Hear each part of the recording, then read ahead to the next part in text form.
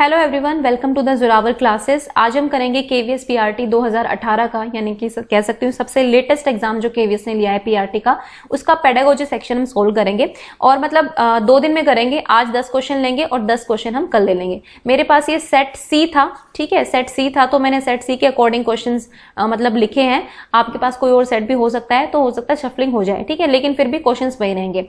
इससे पहले एक नंबर नोट कर लीजिए, 8638008832, ठीक है। तो ये जोरावर क्लासेस का व्हाट्सएप नंबर है, तो आप इस पर ऐड हो सकते हैं। अपना नाम लिखकर आप यहाँ पर मैसेज कर दीजिएगा। अंकित सर का काम है वो आपको ऐड करना, ठीक है, वो कर देंगे। अब चलिए नेक्स्ट क्वेश्चंस देखते हैं अपने आज के। देखो ये क्वेश्चन पेपर की आंसर की आप लोगों के पास भी होगी, है ना, मेरे पास भी थी, आंसर की भी मैंने देखी है। प्लस में मैंने अपने भी आंसर्स, ऑब्वियसली देखो हमेशा मैं भी ये नहीं कह सकती कि मैं एक्सपर्ट हूँ, हो सकता है मेरे भी 2-3 क्वेश्चंस पे मुझे डाउट हो सकता है कि हाँ भाई ये होना चाहिए, ये नहीं होना चाहिए। तो जो भी होगा मैं आपको बता दूंगी। मेरा काम यहाँ पर है आपको पूरी तरह से ये क्वेश्चन पेपर एक्सप्लेन करना और ये बताना कि भाई किस किस सेक्शन से आपका ये क्वेश्चन जो है उठाया गया है, ओके, तो ताकि आपको थोड़ी सी क्लैरिटी आ जाए। तो चलिए स्टार्ट करते हैं आज का। आपको पता होगा तो आप आंसर कीजिएगा साथ साथ, वरना आप समझ भी सकते हैं, सुन भी सकते हैं। नेक्स्ट है, Which of the following are important barriers in the equalization of educational opportunities? देखो, शिक्षा के अवसर में समानता की महत्वपूर्ण बाधाएं क्या हैं? आपको पता है कि हमारे देश में, अगर मैं अपने देश की बात करूं तो यहाँ पर शिक्षा के जो अवसर हैं वो समान रूप से लोगों को नहीं मिलते हैं ना। मतलब इसमें बहुत सारी डिस्पैरिटीज होती हैं, वो भले ही कास्ट बेस्ड हो, जेंडर बेस्ड हो, बहुत सारी चीजें होती है ना। तो उनके अवसर जो होते हैं वो असमान होते हैं। मतलब किसी को बहुत अच्छी एजुकेशन मिलती है, किसी को बिल्कुल भी नहीं मिलती है। तो उनमें बहुत सारी बाधाएं हैं, वो आपको सेलेक्ट करनी है इसमें से, ठीक है। इनमें से कुछ बाधाएं होंगी और कुछ बाधाएं नहीं होंगी, तो आपको बाधाएं सेलेक्ट करनी है। देखो अब हम एक एक इसको ऑप्शन को आराम से मैं आपको एक्सप्लेन करूंगी, ठीक है, थोड़ा सा पेशेंस रखना। देखो फर्स्ट है differences in the economic status of the learner. Economic मतलब उसकी आर्थिक स्थिति में अंतर। यहाँ पर सीधे सीधे आपकी पैसे की बात है ना, क्योंकि आर्थिक का मतलब ही है कि आपके पास कितनी सुविधाएं हैं, और सुविधाएं आपको पता है कि वो आप पैसे से ही आती हैं। मोस्टली मैं इकोनॉमिक सुविधाओं की बात कर रही हूँ, ठीक है। देखो आपका सबसे अच्छा एग्जाम्पल इसका मैं आज के दौर का ले सकती हूँ, ऑनलाइन एजुकेशन से, है ना, ऑनलाइन एजुकेशन सिस्टम से।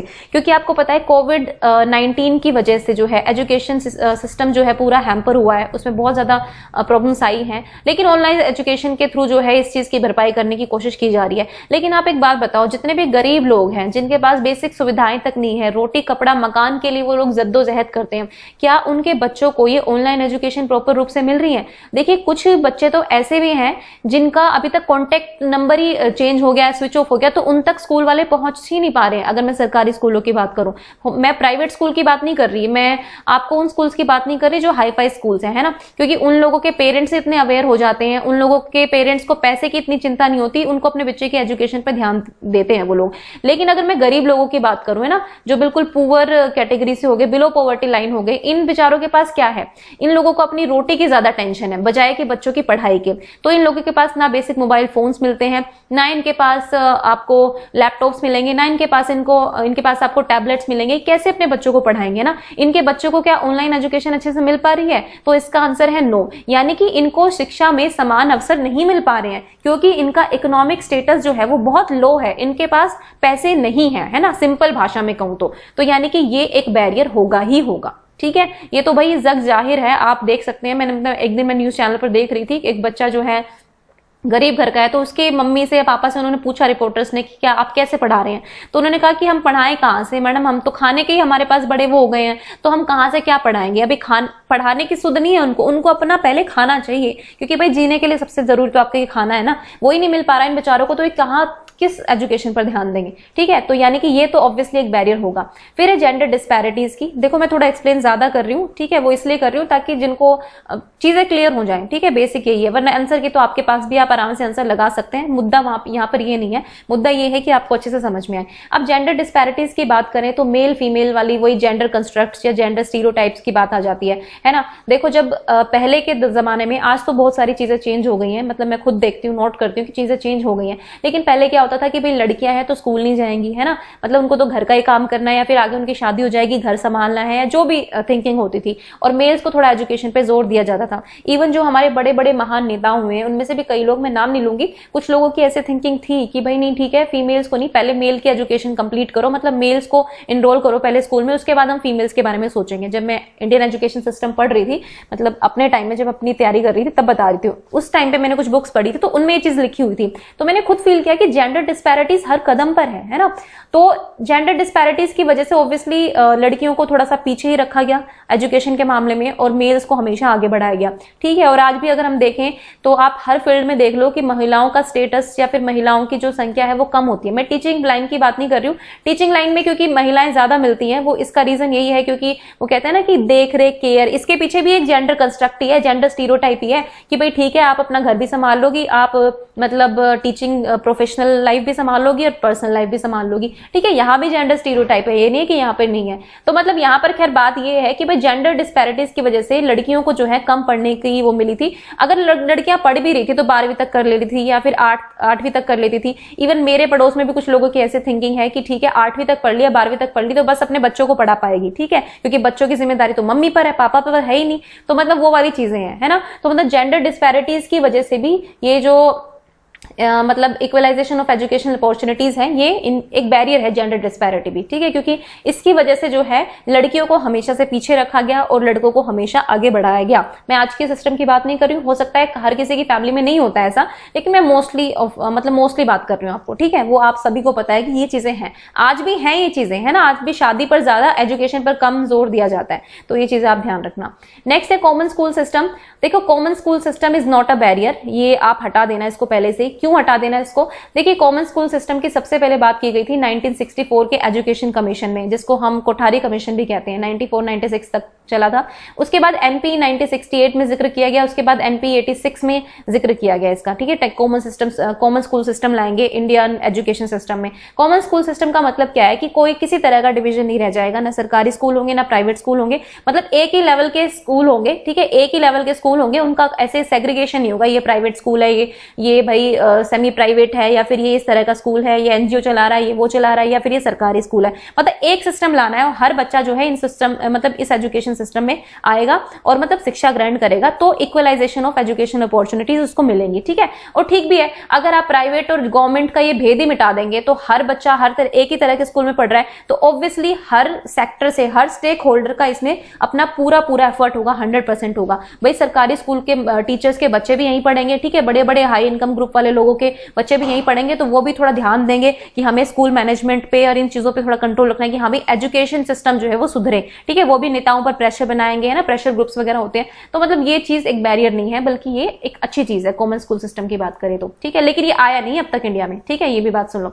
Differences in the standards of education institution, तो वो आपको पता ही है कि प्राइवेट स्कूल जो है वो बेसिक फैसिलिटीज बहुत अच्छी प्रोवाइड करते हैं, हर तरह का कोच मिलता है आपको वहां पर, हर तरह की एक्टिविटीज वहां पर मिलती है। फिर अगर हम गवर्नमेंट सेक्टर की बात करें तो यहाँ पर आपको टीचर रिक्रूट होके मिलते हैं, है ना।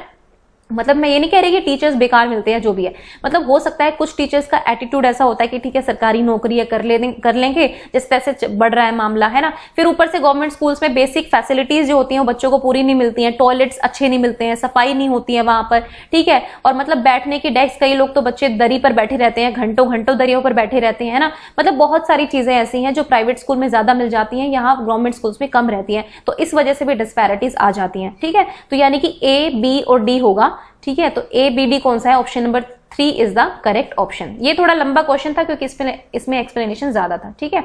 चलिए नेक्स्ट क्वेश्चन देखते हैं। नेक्स्ट है what is not a major concern of the school on the development of child's language competence. ये आपका क्वेश्चन लैंग्वेज डेवलपमेंट से और लैंग्वेज टीचिंग से आ गया है, ठीक है। ये वाला देखो, पिछला जो क्वेश्चन था वो आपका इंडियन एजुकेशन सिस्टम से था, एक अगर मैं कहूं तो एजुकेशनल अपॉर्चुनिटीज, ठीक है, इसमें इक्वालिटी, इक्विटी, वहां से वो क्वेश्चन आया था आपका।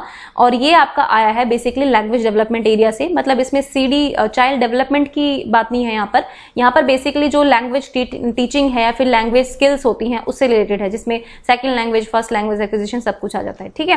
तो देखो what is not a major concern, तो आप आपके सामने 4 चीजें हैं, इनमें से आपको ये बताना है कि कौन सी जो है मुख्य कंसर्न की बात नहीं है हमारे लिए अगर हम बच्चे की लैंग्वेज कॉम्पिटेंस की बात करें। ठीक है, देखो लैंग्वेज कॉम्पिटेंस होता क्या है, अगर बच्चा भाषा का उपयोग जो है बड़े अच्छे तरीके से कर पा रहा है अपनी रियल लाइफ में, दैट इज हिज और हर लैंग्वेज कॉम्पिटेंस। ठीक है, तो मतलब अगर वो भाषा को समर्थता के साथ यूज कर पा रहा है ना, सबसे कम्युनिकेट, देखो भाषा का मेन मकसद क्या होता है कि हम कम्युनिकेशन कर पाए, हम एक दूसरे के साथ कम्युनिकेट कर पाए, क्योंकि हम ह्यूमन बीइंग्स हैं, हमें ये वरदान मिला है भगवान की तरफ से कि हम लोग जो है कम्युनिकेट कर सकते हैं, है ना। एनिमल्स वगैरह में ऐसी चीजें नहीं होती कि वो हर चीज को समझा सके, हर इमोशन को बोल के समझा सके, लेकिन हमें ये मिला है, हमें ये अपॉर्चुनिटी मिली है। तो बेसिक हमारा काम होता है कि बच्चा जो है अपनी लैंग्वेज यूज करने में एफिशिएंट हो पाए, है ना, फ्लुएंसी आ पाए, करेक्ट हो पाए वो चीज में, उसको ग्रामर अच्छे से आए, मतलब ग्रामर ना भी आए तो ना, वो चीजें नहीं होती है, लेकिन फ्लुएंसी जो है मतलब बोल पाए वो अच्छे से, है ना। मेनली हमारा यही होता है क्योंकि हम कम्युनिकेशन करना चाहते हैं। ठीक है, भाषा का मेन रोल होता है कि आप कम्युनिकेट अच्छे से कर पाए। वो कम्युनिकेट आप चाहे लिखित रूप से करिए, चाहे आप मौखिक रूप से करिए, वो आपका अच्छा होना चाहिए। तो बताओ फटाफट इसमें क्या आंसर होगा। देखो issues related to articulation and literacy, यानी कि उच्चारण और साक्षरता। साक्षरता में आपकी रीडिंग और राइटिंग दोनों आ जाती है ना, स्पीकिंग। देखो आप बोलना सीख जाएं, आप पढ़ना और लिखना सीख जाए, बेसिकली साक्षर वो कहलाता है जिसको पढ़ना या लिखना आता है ना। रीडिंग और राइटिंग आती है, अगर रीडिंग करें और राइटिंग, ये 2 बेसिक चीजें आनी चाहिए, तब आप साक्षर कहलाते हैं। तो ये तो होना ही चाहिए। साथ ही साथ उच्चारण, आपकी प्रोनाउंसिएशन जो है, आपका आर्टिकुलेशन जो है वो बहुत अच्छा होना चाहिए। अगर वही गलत है तो आप दूसरों तक अपनी बात समझा कैसे पाएंगे, है ना। तो ए ऑप्शन तो बिल्कुल कंसर्न है, तो इसमें नॉट पूछा जो नहीं है। इनहैंसिंग वोकैबुलरी क्वांटम, देखो वोकैबुलरी क्या होती है, आपके दिमाग में ना, बच्चों के दिमाग में एक शब्द भंडार होता है, वो धीरे धीरे एक्सपेंड होता जाता है जैसे उसकी उम्र बढ़ती है। पहले थोड़े से वर्ड्स होते हैं, फिर कुछ और नए वर्ड सीखता है, फिर कुछ और नए वर्ड सीखता है, और इस तरह से वोकैबुलरी जो शब्द भंडार है वो उसका अपने आप बढ़ता चला जाता है। इसमें आपको स्पेसिफिक रूप से कुछ करने की जरूरत नहीं है शब्द भंडार बढ़ाने की। जब आप लैंग्वेज सिखाएंगे ना, उसको बोलना पढ़ना लिखना ये सारी चीज सिखाएंगे, तो अपने आप आपका शब्द भंडार जो है वो बढ़ता चला जाता है। उसमें स्पेसिफिकली आप करते नहीं है कि आज 5 वर्ड सिखाएंगे, अपने दिमाग में डालो, कल हमने 5 वर्ड सीखने, ये भी अपने दिमाग में डालो। ऐसे बच्चा कभी भी रट नहीं सकता वर्ड्स को। वो डेली लाइफ में जितना यूज करेगा, यूज कैसे करेगा, जब वो राइटिंग करेगा, जब वो रीडिंग करेगा, रीडिंग करते करते उसको बहुत सारे नए शब्द पता चलते हैं, है ना। रीडिंग का मतलब सिर्फ पढ़ना नहीं है, पढ़कर समझना भी होता है। तो इन चीजों के थ्रू शब्द भंडार अपने आप ही बढ़ जाता है। तो इसकी हमें ये मेजर कंसर्न नहीं है। देखो कंसर्न हो सकता है, लेकिन यहाँ पे कहा है मेजर कंसर्न। देखो हमेशा पेडागोजी के क्वेश्चन में ऐसा नहीं है कि सारे ऑप्शंस गलत होते हैं, हाँ कुछ ऑप्शन सही होते हैं, कुछ ज्यादा सही होते हैं, तो हमें ज्यादा सही वाले को चुनना होता है। तो यहाँ पर सीधे सीधे आंसर होगा बी। ठीक है, बाकी को देख लेते हैं। Ability to use language and create, भाई ठीक है, लैंग्वेज का यूज करना और उसको क्रिएट करना। नोवेल अटरेंसेस कई बार हम यूज करते हैं। देखो बच्चा जब है कई बार ऐसे सेंटेंस बोल जाता है, हमें लगता है अरे ये तो आज इसने नई चीज बोल दी है ना, ये तो हमने सिखाई नहीं थी या तो इसने पढ़ी नहीं थी। तो ये लैंग्वेज का, हमारे जो चॉम्स्की कहते हैं ना कि हमारे अंदर लैड सिस्टम है, लैंग्वेज एक्विजिशन डिवाइस है हमारे दिमाग में, वो अपने आप एक्टिवेट होती जाती है जैसे हमें लैंग्वेज रिच एनवायरमेंट मिलता है। ठीक है, तो क्रिएट तो बच्चा अपने आप कर लेता है धीरे धीरे। हम हर चीज नहीं कहते कि अब आपको ये बोलना है, इस सिचुएशन में आपको ये बोलना है। वो अब जब आप लैंग्वेज में परफेक्ट हो जाते हैं ना अपने में, तो अपने आप नई नई चीजें भी बोल पाते हैं जो आपने आज तक पहले कभी यूज नहीं की थी। तो this is also very important to think and communicate with others, और दूसरों के साथ कम्युनिकेशन करना। मैंने कहा कि ये तो सबसे इंपॉर्टेंट रोल होता है किसी भी लैंग्वेज कॉम्पिटेंस का। ठीक है, तो ए सी डी तीनों होंगे, लेकिन ये जो बी है ये मेजर कंसर्न नहीं है। कंसर्न हो सकती है बट मेजर नहीं है। ओके, ये डिफरेंस है। नेक्स्ट देखो, you have administered a test on mathematics to class 5th। भाई आपने क्लास 5 के बच्चों का जो है मैथ्स का टेस्ट लिया। Most of the students failed in it, बहुत सारे बच्चे फेल हो गए। सपोज 40 बच्चे थे तो मोस्ट ऑफ में कितने आ जाएंगे, 35 और 36 के अराउंड तो आ जाएंगे ना। इतने बच्चे फेल हो गए और सपोज 35 फेल हो गए और 5 पास हुए, यानी कि कुछ ना कुछ कमी रह गई है। You have to construct and administer another test. अब ये जो टेस्ट हुआ है ना, ये आपका फॉर्मेटिव असेसमेंट में आता है अगर मैं इस टेस्ट की बात करूं तो। ठीक है, क्योंकि आप यूनिट टेस्ट लेते हो बीच में, है ना, उसके बाद आप उन टेस्ट का रिजल्ट देखते हो, फिर देखते हो कि आपको अब क्या करना है। और समेटिव टेस्ट की बात करें तो वो एंड में होता है इवैल्यूएशन के लिए, वो आपका सीधे मूल्यांकन होता है, उसमें फिर आपके सुधार की गुंजाइश नहीं रहती है। तो समेटिव नहीं होगा, फॉर्मेटिव नहीं होगा।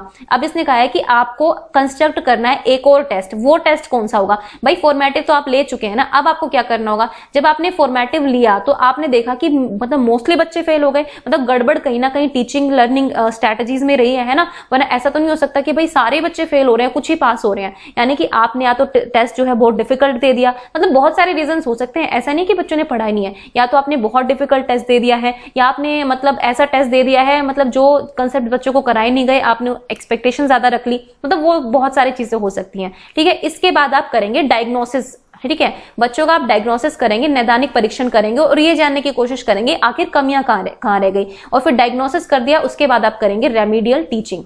ठीक है, ये है मेन बात। तो इस तरह से पूरा चार्ट चलता है। आपने फॉर्मेटिव असेसमेंट किया। ठीक है, अब फॉर्मेटिव असेसमेंट का मतलब क्या होता है कि यहाँ पर आप फीडबैक दे सकते हैं, यहाँ पर जो जितने भी लूप होल्स होते हैं उनमें सुधार कर सकते हैं। फॉर्मेटिव लिया, इसमें आपको रिजल्ट अच्छे नहीं मिले, आपने फिर डायग्नोस किया बच्चों को कि भाई क्या कमियां रह गई, क्या कारण रहे, फिर आपने रेमेडियल टीचिंग ली। तो ये एक साइकिल जो है चलती रहती है। ठीक है, मास्टरी टेस्ट नहीं होगा, मास्टरी टेस्ट तो अलग होता है, उसमें कंसेप्ट लर्निंग पर ज्यादा ध्यान दिया जाता है, उसमें नंबर पर ध्यान दिया ही नहीं जाता। ठीक है, वो मैं आगे बता दूंगी आपको। तो option number C is the right option.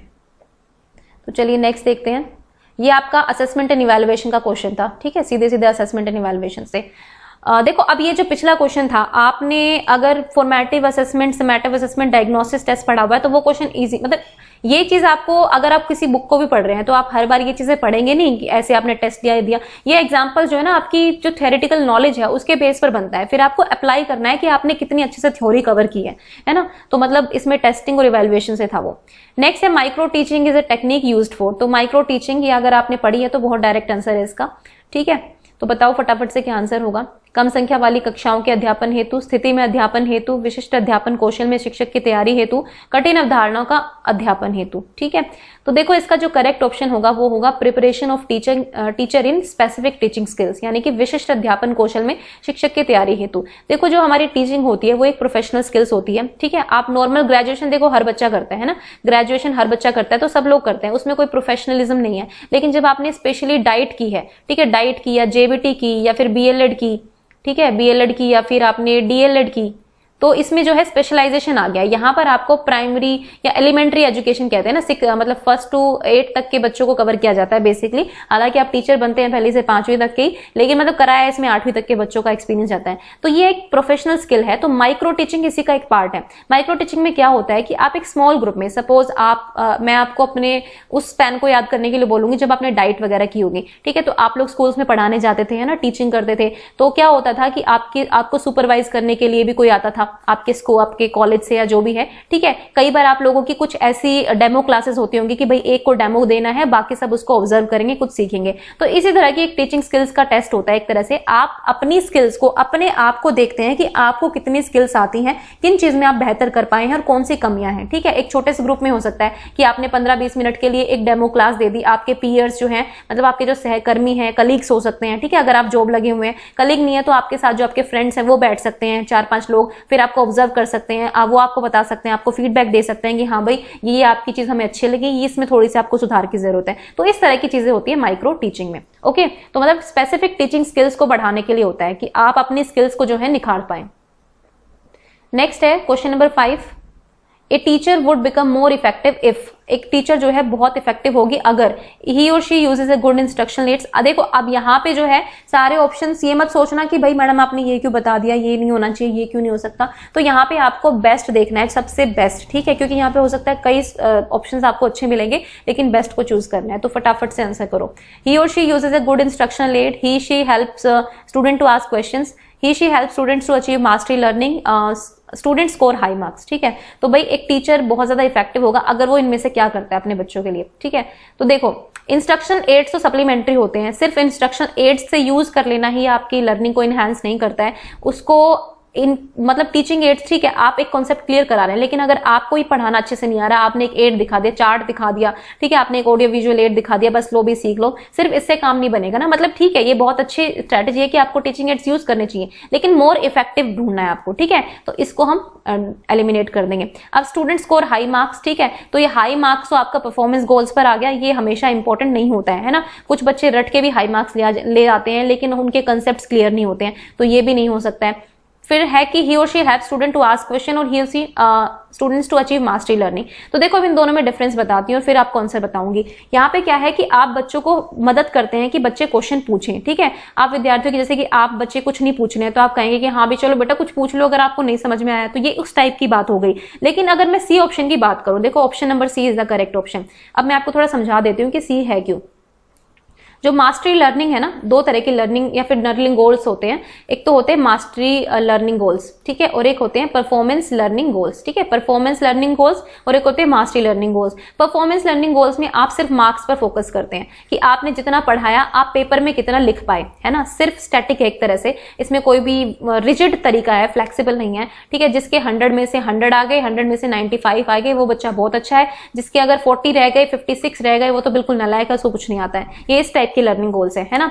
और अगर हम मास्टरी लर्निंग गोल्स की बात करूं तो इनका मतलब होता है कि आपको बच्चे को कंसेप्ट को मास्टर करना सिखाना है, कि जो भी कंसेप्ट है उसमें बच्चा मास्टर्स कर पाए। भले ही वो पेपर में ना लिख पाए, लेकिन जब आपसे पूछो ना बेटा ये क्या होता है, तो वो अपनी भाषा में इस तरह से समझा दे आपको कि आपको लगे कि वाओ क्या नॉलेज इसकी मिली है ना। कंसेप्ट क्लैरिफिकेशन पर यहाँ पर ध्यान होता है, यहाँ पर मार्क्स पर या नंबर्स पर ध्यान नहीं होता है, ठीक है। हो सकता है कुछ बच्चे ना लिखने के भी चोर होते हैं, वो लिखते नहीं है, उनका मन ही नहीं करता लिखने का। उनसे पूछो बेटा इसका आंसर क्या होगा, हाँ मैडम ये आंसर होगा, उनको सब पता होता है लेकिन लिखते नहीं है। तो पेपर जो आपका ये पेन पेपर टेस्ट होता है ना, ये हमेशा आपका अच्छे से एनालिसिस नहीं कर सकता है कि आप कितना बेटर सीख पाए हैं। मास्टरी लर्निंग गोल्स हमेशा कहा जाता है एजुकेशन सिस्टम में कि आपको फोकस करना है मास्टरी लर्निंग गोल्स पर, ठीक है। इन गोल्स पर जब आप फोकस करेंगे तब देखेंगे आपकी बच्चों में बहुत सुधार होगा। आपने कई IAS IPS के आपने इंटरव्यूज देखे होंगे जब कहते हैं कि हम तो 10वीं में से 50% लेकर आए थे, हम सिर्फ 60% लेकर आए थे, लेकिन अब वो IAS IPS बन चुके हैं। वो क्यों बन चुके हैं? क्योंकि उनके जो गोल्स थे वो मास्टरी लर्निंग गोल्स थे। उन्होंने कंसेप्ट क्लैरिफिकेशन पर और उन चीजों पर ध्यान दिया,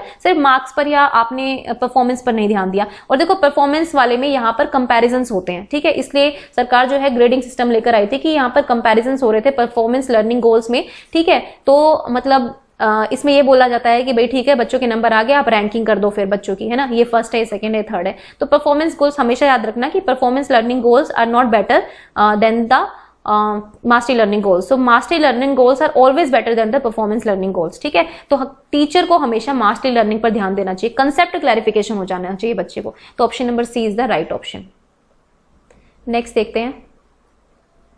नेक्स्ट है what type of efforts are needed to be made in learning of mathematics in early primary years that is up to 4th। भाई अर्ली प्राइमरी ईयर की बात हो रही है, यानी कि यहाँ पर खैर क्लास 4th की बात की है। तो उन्होंने कहा है कि कौन से तरह के एफर्ट्स जरूरी है मैथमेटिक्स को लर्न करने में, है ना। देखो मैथ्स क्या होता है, मैथ्स का आपको सबको पता है कि अगर बचपन से ही डर बैठ जाए मैथ का तो फिर आगे तक बच्चा सुधार नहीं कर पाता है। तो हम इसमें क्या करेंगे ये आपको बताना है ना। डायग्नोसिस लर्निंग डिफिकल्टीज, भाई उसकी अधिगम कठिनाइयों को पहचाने। एनरिचमेंट प्रोग्राम प्रोवाइड करना, कंप्लीटिंग द कोर्स कॉम्पिटेंसीज, या फिर इंश्योरिंग रेगुलरिटी इन अटेंडिंग स्कूल, ठीक है। तो ये तो होगा नहीं है, मतलब अटेंडेंस में रेगुलरिटी से क्या मैथ्स आ जाएगा? बिल्कुल नहीं आएगा। फिर कोर्स को सिर्फ कंप्लीट करने से मैथ्स आ जाएगा? बिल्कुल नहीं आएगा। अब यहाँ पर बात आई दो चीजों की, ठीक है। अब इनरिचमेंट प्रोग्राम, देखो जब थोड़े बड़े बच्चे होते हैं ना तो उनको इनरिचमेंट प्रोग्राम प्रोवाइड किया जाता है, छोटी छोटी वर्कशॉप लगाई जा सकती हैं, वो सारी चीजें बड़े बच्चों के लिए तो इफेक्टिव है। लेकिन जब हम बात करते हैं ना प्री प्राइमरी अर्ली प्राइमरी बच्चों की, तो बहुत छोटे बच्चे होते हैं, इन प्रोग्राम्स की वैल्यू क्या है वो नहीं समझ पाते हैं।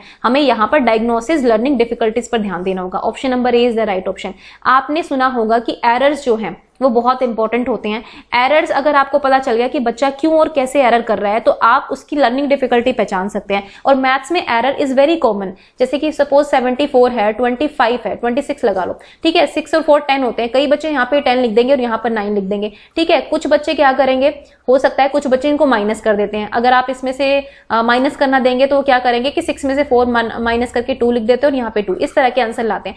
तो ये क्या शो कर रहा है? ये शो कर रहा है कि बच्चा किस तरह से सीख रहा है ना। यहाँ पे उसका वंस टेंस का कॉन्सेप्ट क्लियर नहीं है, यहाँ पे उसको कैरी ओवर का कॉन्सेप्ट क्लियर नहीं है। तो ये एरर्स उसकी लर्निंग डिफिकल्टीज को ट्रैक करने में बहुत हेल्प करते हैं। यहां से आप बच्चे की बेसिक समझ पर पहुंच सकते हैं। अगर टीचर हैं आप अच्छे तो आप यहां से समझ सकते हैं कि हाँ भाई बच्चे ने एरर क्यों किया है। तो एरर्स आर वेरी इंपॉर्टेंट। उसी से बनता है ये क्वेश्चन की डायग्नोसिस लर्निंग डिफिकल्टीज, कि आप पहले लर्निंग डिफिकल्टी पहचानो बच्चे की। अगर आपने इस टाइम पे लर्निंग डिफिकल्टी पहचान ली ना तो आगे बच्चे को दिक्कत नहीं आएंगी। लेकिन अगर ये डिफिकल्टी उसके साथ बनी रही, सिर्फ आप नंबरों पर ध्यान देने लगे कि नहीं आपने पढ़ा नहीं, आपने डंडे से मार दिया, 2 अपने डांट लगा दी, तो नहीं काम चलेगा, ठीक है। एनरिचमेंट प्रोग्राम जो है वो बड़े बच्चों के लिए तो ठीक है, लेकिन वो इसके लिए नहीं होते हैं, ठीक है। छोटे बच्चों के लिए आपको पहले डायग्नोस करना पड़ेगा कि बच्चों में लर्निंग डिफिकल्टीज क्या है, ठीक है। ये अगेन आपका टीचिंग एंड लर्निंग से आ गया, ठीक है। टीचिंग एंड लर्निंग, बेसिकली देखो टीचिंग एंड लर्निंग में क्या है ना, आपके सामने सिचुएशन ही आएंगी ऐसी पेपर में और आपको बस हैंडल करना है कि आपने जितनी भी थ्योरेटिकल नॉलेज है बच्चे के बारे में, चाइल्ड सेंटर्ड नॉलेज जो है आपकी कि चाइल्ड सेंटर्ड एजुकेशन क्या होती है, ठीक है। एनपी क्या कहती है, एनसीएफ क्या कहता है,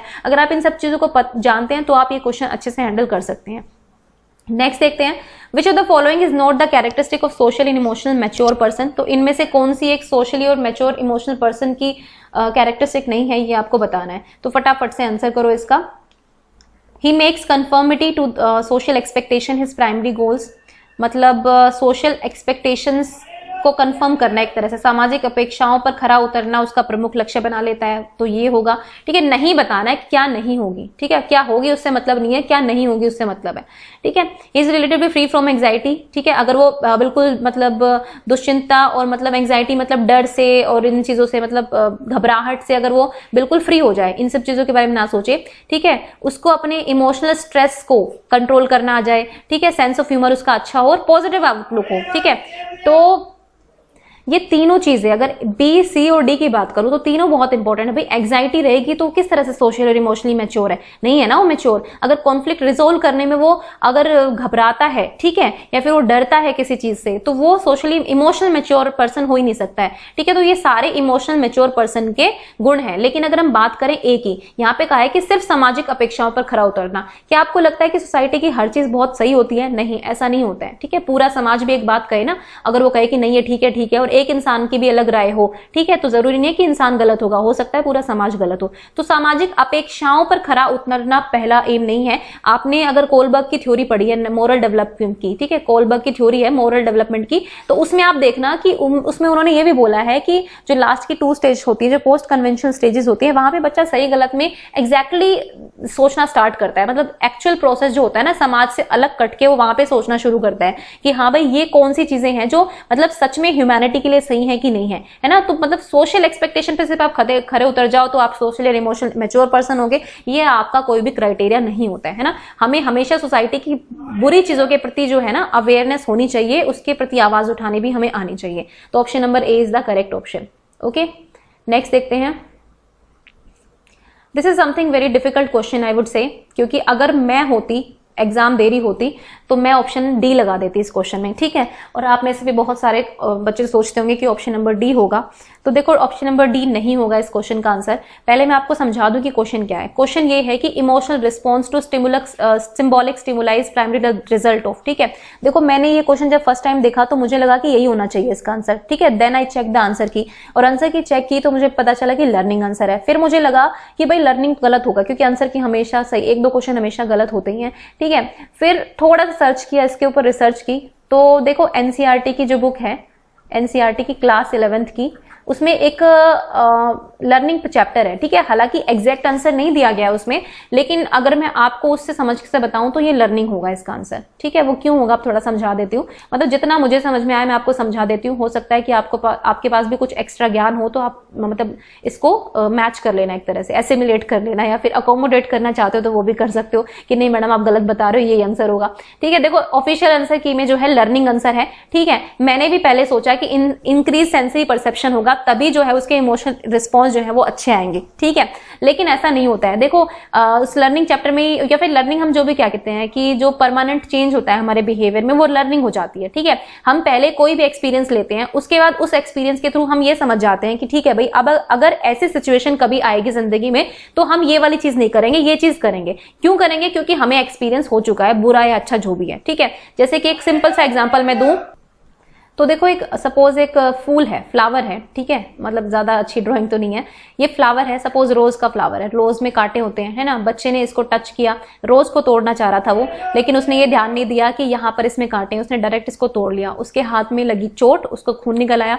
बच्चे ने क्या लर्न किया कि भाई फ्लावर तोड़ने से पहले जो है ना मैं देखूंगा, और ये चीज बच्चा जरूर देखा, जब नेक्स्ट टाइम वो फ्लावर तोड़ेगा ना तो वो जरूर देखेगा कि उसमें कांटे हैं कि नहीं है। और ये हमारी भी लर्निंग है, हम भी बड़े लोग हैं, सपोज हमें भी नहीं पता था, एक फ्लावर हमने ऐसा देख लिया, ठीक है, उसको हमने ले लिया हाथ में, जो भी ले लिया। ठीक है, जब मैं केवी में थी तो उत्तराखंड में एक प्लांट होता था कंडाली, तो उसको टच करते ही ऐसा हो जाता था कि आपके हाथ में जो है रैशेस हो जाते थे, जलन होने लगती थी, वो प्लांट ही ऐसा था। ठीक है, तो मैंने जब फर्स्ट टाइम मेरा हाथ उस पर टच हुआ तब मुझे पता चला कि ये कोई ऐसा प्लांट है। फिर मैंने उसके बारे में सर्च किया, पूछा, तो पता चला कि हाँ भाई इस पर हाथ टच नहीं करना है क्योंकि ये बहुत डेंजरस प्लांट है। ठीक है, तो मतलब ये मेरी लर्निंग हो गई। अब मेरी बिहेवियर में वो चीज परमानेंट हो गई। जितने भी साल में 3 साल में रही, मैंने जब भी कंडाली प्लांट देखा मैंने कभी नहीं टच किया, क्योंकि बहुत मतलब ऐसा प्लांट है और बहुत ज्यादा कॉमन था वहां पर। तो ये एक तरह की लर्निंग होगी, क्योंकि मेरा जो रिस्पॉन्स था उस चीज को लेकर तो वो एक तरह से परमानेंट हो गया मेरे बिहेवियर में, वो लर्निंग होती है। अब यहाँ पर क्वेश्चन ये है कि emotional response to symbolic stimuli. देखो स्टिमुलस क्या होते हैं, अब यहाँ पे रोज प्लांट था, इसके कांटे थे, वो स्टिमुलस है। वो कंडाली प्लांट है, वो स्टिमुलस है।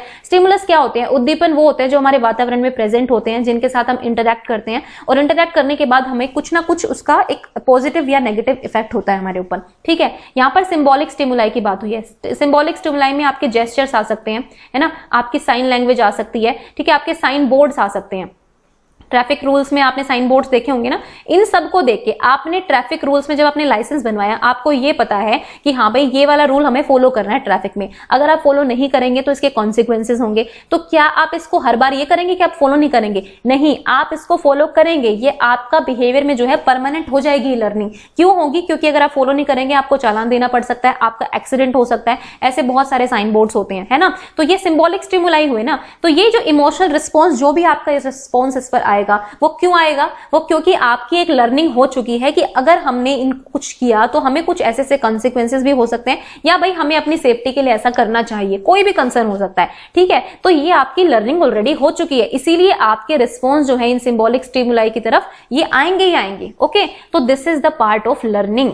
ओके, आई होप कि थोड़ा सा क्लियर हुआ होगा। इससे ज्यादा मैं आपको इसमें क्लियर नहीं कर पाऊंगी, मैंने आपको बहुत सारे एग्जांपल दे दिए हैं। तो ये अधिगम का एग्जांपल है। जितने भी इमोशनल रिस्पॉन्स आते हैं हमारे सिंबॉलिक स्टिमुलाई के प्रति, वो हमारे अधिगम होते हैं। और अगर हमारा रिस्पॉन्स जो है वो सिर्फ एक बार आया, 2 बार आया, फिर हमने कभी किया ही नहीं, है ना, तो वो हमारा अधिगम होता ही नहीं है, वो लर्निंग होती ही नहीं है। वो क्या होती है आपकी? वो हैबिचुएशन हो सकता है जो एक टाइम पे आके छूट जाएगी, है ना। वो आपकी परफॉर्मेंस हो सकती है, वो जो छूट जाएगी। एक टाइम पे आप अच्छा परफॉर्म कर रहे हो, एक टाइम पे आप बुरा परफॉर्म कर रहे हो। वो परफॉर्मेंस वगैरह, हैबिचुएशन वगैरह, वो अलग चीज है। जब लर्निंग क्या होती है? जब आप परमानेंटली अपने दिमाग में आपने उस चीजों को बिठा लिया है, फिर आपके जो रिस्पॉन्सेज आते हैं वो आपके लर्निंग पर बेस्ड आते हैं। ठीक है, तो am I clear to you? I think मतलब हो चुकी होंगी मैं क्लियर आपकी तरफ से, है ना। तो ये बी इसका ऑप्शन करेक्ट होगा, और आंसर की में भी यही था, और मुझे भी अब लगता है कि यही आंसर होगा। ठीक है, और अगर आपको डाउट हो तो गाइज थोड़ा सा आप लोग भी सर्च करना, थोड़ा पढ़ना, क्योंकि मैं जितना समझा सकती थी मैंने आपको समझा दिया। नेक्स्ट है द कॉन्सेप्ट ऑफ आईईपी, यानी कि इंडिविजुअलाइज एजुकेशनल प्लान। ठीक है, ये इंक्लूसिव एजुकेशन से क्वेश्चन है आपका, इंक्लूसिव एजुकेशन से क्वेश्चन है। और जो आईईपी है ये बहुत इंपॉर्टेंट है, ये IEP individualise education programme.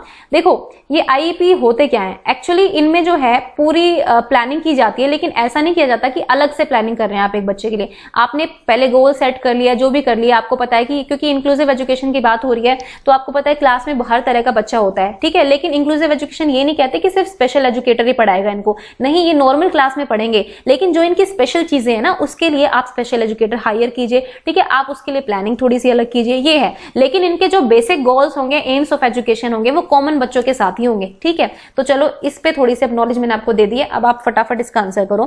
Current strength of the learner, भाई कौन सा आईईपी पर बेस्ड नहीं है ये आपको बताना है। ठीक है, current strength of the learner, individual goals to be achieved, use of cooperative learning strategy, separating children on the basis of ability grouping. ठीक है, तो फटाफट से इसका आंसर कीजिए। देखो इसका आंसर सीधे सीधे होगा ऑप्शन नंबर डी। ठीक है, एबिलिटी ग्रुपिंग क्या होती है? हम हमेशा मिक्स्ड ग्रुपिंग करने की सोचते हैं। अगर हम बात कर रहे हैं इंक्लूसिव एजुकेशन की या फिर चाइल्ड सेंटर्ड एजुकेशन की, तो ये बोला जाता है कि आप मिक्स ग्रुपिंग कीजिए। आपकी उस ग्रुप मतलब आपके क्लास में हर तरह का बच्चा होना चाहिए, जिसको थोड़ा कम आता है, जिसको बहुत ज्यादा आता है, जो एवरेज है, ये सब बच्चे मिलके पढ़ेंगे, तभी आपकी लर्निंग जो है बच्चों की बहुत अच्छी होगी। अगर आपने अलग कर दिया इन बच्चों को, सपोज आपने स्पेशल बच्चों को अलग कर दिया, आपने एवरेज वालों को अलग कर दिया, आपने हाई अचीवर्स को अलग कर दिया, तो ये क्या सीखेंगे आपस में? जब तक डाइवर्सिटी नहीं होगी क्लास में, कुछ सीखने के लिए होगा ही नहीं। आपके पास भी वही स्किल्स है, मेरे पास भी वही स्किल्स है, हम क्या सीखेंगे एक दूसरे से, है ना। तो कोऑपरेशन और जो हम कोलैबोरेटिव लर्निंग सब की बात करते हैं ना, वो सब आपका ये मिक्स्ड ग्रुपिंग में होता है। तो एबिलिटी ग्रुपिंग तो आपको करनी नहीं है। इससे होता क्या है कि बच्चे बहुत ह्यूमिलेटेड फील करते हैं, क्लास के नाम पड़ जाते हैं, ये नालायक बच्चों की क्लास है, एफ सेक्शन तो नालायकों का सेक्शन है, ए सेक्शन इंटेलिजेंट बच्चों का सेक्शन है, तो इस तरह से हो जाता है। तो ये आईईपी कभी नहीं कहता इस तरह की सेग्रीगेशन करने की। इसमें आईईपी में बोला जाता है कि आपको बच्चे की लर्नर की स्ट्रेंथ देखनी है बजाय की कमियां। उसकी कमियों पर फोकस मत कीजिए, उसकी स्ट्रेंथ पर फोकस कीजिए। इंडिविजुअल्स गोल आपको अचीव करने हैं। आपको पहले गोल्स जो एम्स है, एम्स ऑफ एजुकेशन आपको वही रखने हैं जो दूसरे बच्चों बच्चों के साथ हैं। भाई एम्स तो आपको उस बच्चे के लिए भी वही टारगेट है ना, लेकिन उस एम्स के बाद जब आप गोल सेट करते हैं हर एक बच्चे के लिए, वो इंडिविजुअल होने चाहिए, ठीक है। यानी कि इस बच्चे के लिए जो है मुझे इतना इंप्रूवमेंट चाहिए, इस बच्चे के लिए मुझे इतना इंप्रूवमेंट चाहिए। कोऑपरेटिव लर्निंग स्किल्स, आप पीयर लर्निंग को प्रमोट करेंगे क्लास में, ताकि वो बच्चे जो है सबके साथ मिलकर आ पाए। देखो बेसिकली इंक्लूसिव एजुकेशन में मेन क्राइटेरिया ये था कि जितने भी डिसेबल बच्चे होते हैं ना, जो शारीरिक रूप से विकलांग है या जो फिर मतलब थोड़े बहुत इंपेयरमेंट्स है जिनको भी, तो वो लोग भी अच्छे से पढ़ पाए, है ना। उनको आप सोसाइटी भी उनको अलग कर देती है और मतलब स्कूल भी अलग कर देंगे, तो वो बच्चे कहां जाएंगे। तो ये बेसिक आइडिया था इंक्लूसिव एजुकेशन का, ठीक है। तो यहां पर हम इन तीनों चीजों का यूज करते हैं, लेकिन हम फोर्थ का यूज नहीं करेंगे। ओके, तो option number D is the correct option. चलो लास्ट क्वेश्चन देख लेते हैं।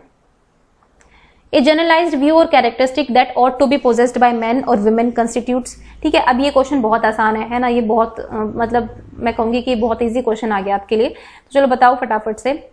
देखो इसका जेंडर रोल्स क्या होते हैं, आपको पता है कि मैं मेल हूं या फीमेल हूं, ये आपको पता है, ये आपके जेंडर रोल्स हैं, ठीक है। देखो वैसे तो जेंडर रोल्स जो है सोशली कंस्ट्रक्ट होते हैं, बायोलॉजिकल कंस्ट्रक्ट में आपको, ठीक है, ये पता आपकी बायोलॉजिकल स्ट्रक्चर का आपको पता चलता है। जेंडर रोल्स का मतलब यहाँ पर ये होता है कि हाँ आपको ये पता है कि भाई मैं मेल हूं तो मेरे ये रोल है, मैं फीमेल हूं तो मेरे ये रोल है, ठीक है। फिर अपने अपने रोल्स पता है आपको, मेरे को मेरे पता है, आपको अपने पता है, ठीक है। वो जेंडर आइडेंटिटी जो है वो ही आप मेल है कि फीमेल है, ये आपकी जेंडर आइडेंटिटी है, ठीक है। अब डिस्पैरिटी होती है जब आप भेदभाव करने पे आ जाते हैं ना, जेंडर असमानता, ठीक है। भाई मेरे घर में एक लड़का है एक लड़की है, तो मैं लड़की को नहीं पढ़ने दूंगी, मैं लड़के को भेजूंगी, ठीक है। ये मैं डिस्पैरिटी कर रही हूं। अब यहां पर क्या है कि जनरलाइज्ड व्यू, सामान्यीकृत, मतलब जो आम जनता में या आम लोगों में जो एक व्यू होता है किसी भी जेंडर को लेकर कि भाई मेल्स के ये रोल होने चाहिए, फीमेल्स के ये रोल होने चाहिए, वो क्या होता है, जेंडर स्टीरियोटाइपिंग, ठीक है। देखो अगर हम सिर्फ स्टीरियोटाइप्स को पढ़ें तो ये कुछ ऐसी रूढ़िबद्ध धारणाएं होती हैं जो पहले से हमारे दिमाग में होती हैं और हम पहले से ही बायस्ड हो जाते हैं, है ना। अगर मैं पहले की कास्ट सिस्टम की बात करूं तो कास्ट सिस्टम में 4 कास्ट थी, ठीक है। पहले को लोग पहले से ही बायस्ड थे, मतलब है तो आज भी, मैं मना नहीं करूंगी, कास्टिज्म आज भी सोसाइटी में है, किसी को भी बुरा लगने की बात नहीं कर रही हूं, लेकिन ये है, ये ग्राउंड रियलिटीज अगर आप देखेंगे तो ये चीजें अभी भी प्रिवेलिंग है, ठीक है। खैर हम ज्यादा उसमें नहीं जाएंगे। तो स्टीरियोटाइप क्या होता है कि आपने सोच लिया है कि हम भाई इस इंसान से हम बात नहीं करेंगे क्योंकि ये यहां से आता है, इस इंसान से बात नहीं करेंगे क्योंकि ये गरीब है, ठीक है, इस इंसान से हम दोस्ती रखेंगे क्योंकि ये अमीर, अमीरों का लाइफस्टाइल ऐसा होता है, ठीक है। ये आपके स्टीरियोटाइप्स हैं जो आपने दिमाग में बना रखे हैं। लेकिन जब आप जेंडर को स्टीरियोटाइप के साथ जोड़ देते हैं, इसमें स्पेसिफिकली हम जेंडर की बात करते हैं कि ठीक है भाई मेल है फीमेल है, ऐसा होना चाहिए। देखो सोसाइटी में कुछ लोग बैठ जाते हैं जो रूल्स बना देते हैं, है ना, जो मतलब कि बिना किसी नॉलेज के, बिना किसी समझ के वो लोग कुछ रूल्स सेट कर देते हैं कि ठीक है लड़कियां हैं, लड़कियों को यहां तक पढ़ाएंगे। मतलब अभी भी आप गांव में जाएंगे ना, जो ठेठ गांव होते हैं जिसको मैं कहती हूँ, जहां पर एजुकेशन सिस्टम अच्छे से नहीं पहुंच पाया, वहां पर भी सेट रूल्स होते हैं कि इतने के बाद शादी कर देनी है, ठीक है, लड़कियां यहां नहीं जा सकती हैं, लड़कियां ऐसे कपड़े नहीं पहन सकती हैं, ठीक है, ये वाले। अगर हम अपने घर से बात करें तो आप देखिए जो छोटा बच्चा होता है तो पहले से ही माँ बाप ना ये जेंडर स्टीरियोटाइपिंग उनके दिमाग में होती है कि भाई ऐसा ऐसा, उसी सोच के साथ वो आगे बढ़ती है ना। इसको अच्छा घर बार मिलना चाहिए तो इसको ये चीजें सिखा दूं, काम भी सिखाना पड़ेगा लड़की को, कल को क्या कहेंगे कि माँ बाप ने कुछ नहीं सिखाया। मतलब इस टाइप की चीजें चलती रहती हैं। लड़की है तो सिर्फ गुड़िया से खेलेगी, लड़का है तो सिर्फ गुड्डे से खेलेगा, और अगर वो लड़का जो है गुड़िया से खेल रहा है तो लोग क्या कहेंगे, बताओ लड़का होके गुड़िया से खेल रहा है, ठीक है, लड़का होके रो रहा है ना। लड़के तो रोते नहीं है, क्यों नहीं रोते हैं? आपको पता है कि मतलब सबसे ज्यादा हार्ट अटैक के केसेस जो होते हैं, हार्ट अटैक के केसेस जो होते हैं वो लड़कों में होते हैं, और इसका एक साइंटिफिक रीजन ये है कि लड़के अपने इमोशंस को छुपाते हैं, ठीक है, वो लोग रोते नहीं है, पब्लिक में नहीं रोते हैं, जो भी रोते हैं। और जब आप अंदर की भावनाओं को बाहर नहीं निकालते हैं ना, तो वो चीजें आपके जो दिमाग और आपकी जो ऑब्वियसली एक बायोलॉजिकल स्ट्रक्चर है ना हमारी बॉडी का, कितना स्ट्रेस झेलेगी। इसलिए मोस्टली हार्ट अटैक्स की जो ये चीजें होती हैं वो लड़कों के साथ होती हैं। और मैं भी एक न्यूज़पेपर में पढ़ रही थी कि जितनी भी सुसाइड्स होती हैं ना, जितनी भी, वो मेल ज्यादा कर रहे हैं फीमेल से, ठीक है। इमोशनल स्ट्रेस इतना होता है और उसको मतलब उस स्ट्रेस को निकाल नहीं पाते हैं। और निकालना बेसिकली देखो मेरे साथ तो ये है कि कोई चीज बहुत बुरी है तो रो लो, अकेले में रो लो जी, अपना हल्का कर लो, है ना, बात ही होती है। तो जेंडर स्टीरियोटाइपिंग मेल्स को ये भी नहीं करने देती है। तो मतलब है दोनों तरफ से भेदभाव तो चलता ही रहता है, सिर्फ लड़कियां नहीं सफर करती, लड़के भी बहुत सफर करते हैं। तो answer number D is the right option, ठीक है। तो देखो गाइज ये थे आपके 10 क्वेश्चंस केवीएस पीआरटी एग्जाम में जो पूछे गए थे। नेक्स्ट 10 क्वेश्चंस को हम कल कवर कर लेंगे और फिर हमारा अपना वही सीरीज जो है वो कंटिन्यू रहेगी जो हम लर्निंग का कर रहे थे, ठीक है। लर्निंग में हमारे पैवलो, स्किनर वगैरह ये चीजें भी हैं, लर्निंग की थ्योरीज हैं। तो कोशिश करूंगी कि नेक्स्ट वीडियो उन थ्योरीज के ऊपर क्वेश्चंस बने, ठीक है। तो चलिए ये आज की वीडियो का था, आज का जिस्ट जितना भी था। आपको वीडियो कैसी लगी कमेंट सेक्शन में जरूर बताएं। And thank you for watching the Zorawar classes.